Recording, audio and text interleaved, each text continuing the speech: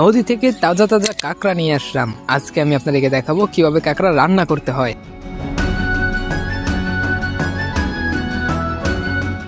সর্বপ্রথম কাঁকড়া ভালোভাবে পরিষ্কার করে নিতে হবে। উপরের খোলসটি উঠিয়ে নিয়ে নিচের অংশের খোলসটিও উঠিয়ে নিব। এবার ময়লাগুলো পরিষ্কার করে পায়ের নখগুলো কেটে নিব।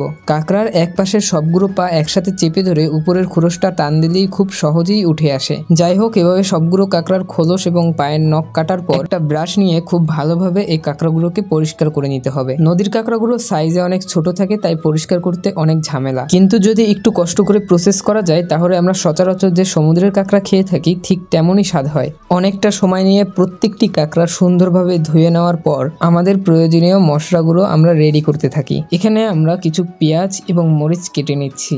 সবকিছু খুব তাড়াতাড়ি করে নিচ্ছি, কেননা একটু পরেই সন্ধ্যা হয়ে যাবে। এখানে আমরা পেঁয়াজ, কাঁচামরিচ এবং টক স্বাদের জন্য বেলুন বানিয়েছি। অন্যদিকে নিয়েছি কিছু তেজপাতা, এলাচ, দারচিনি, হলুদ, মরিচ, মাছের মশলা এবং সাথে একটি সিক্রেট মশলা। এবার কড়াইতে একটু তেল দিয়ে গরম হতে রেখে আমরা কাঁকড়াগুলোকে প্রত্যেকটি মশলা দিয়ে মাখিয়ে নিব।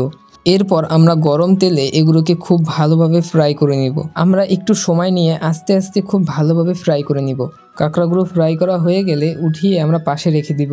এবার ফ্রাই করা তেলের ভিতরেই আমরা দারচিনি, এলাচ এবং তেজপাতা দিয়ে দিব। কিছুক্ষণ পর আমরা কেটে রাখা পেঁয়াজগুলো দিয়ে দিব। কাঁকড়া রান্নায় পেঁয়াজ যত বেশি দেওয়া যায় তত মজা হয়।